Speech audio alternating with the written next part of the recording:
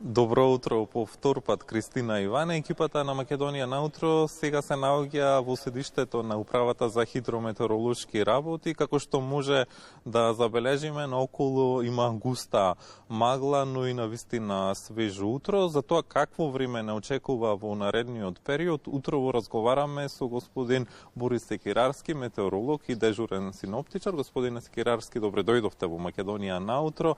Какво време да очекуваат граѓаните на Македонија до крајот на месец октомври? Да, добро ве најдов.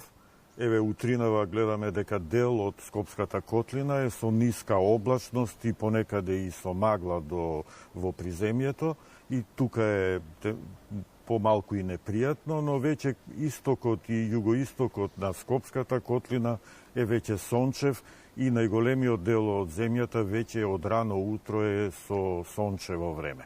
Понекаде само има слаб променлив ветер.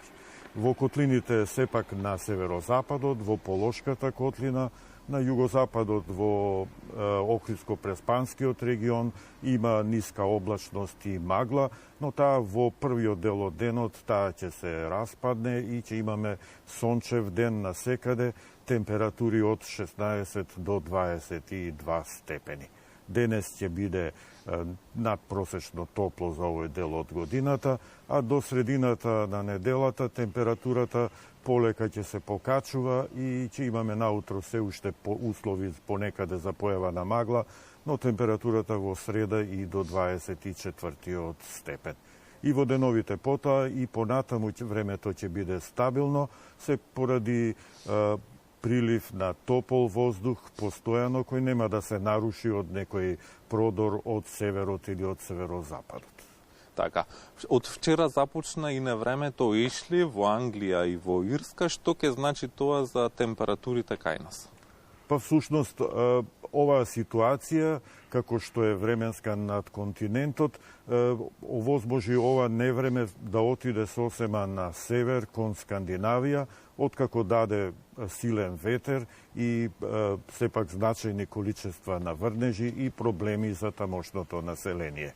За нас ова стабилна ситуација нема да се наруши во следниве денови. Во оваа недела ќе имаме време без врнежи, со поголеми интервали од утринска до максимална температура и секако сончево време.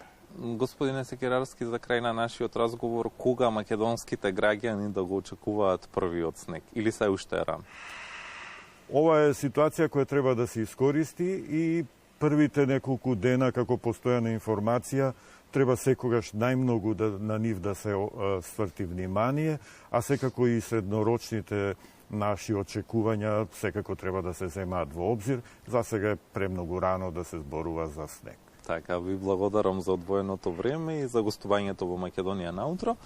Кристина Иване, разговаравме со господин Борис Секирарски од Управата за хидрометеоролошки работи и како што чувме се уште е рано за првиот снег, но добрата вест е тоа што ќе имаме стабилно време во наредниот период и нема да имаме некои позначајни врнежи на дожд. Студио?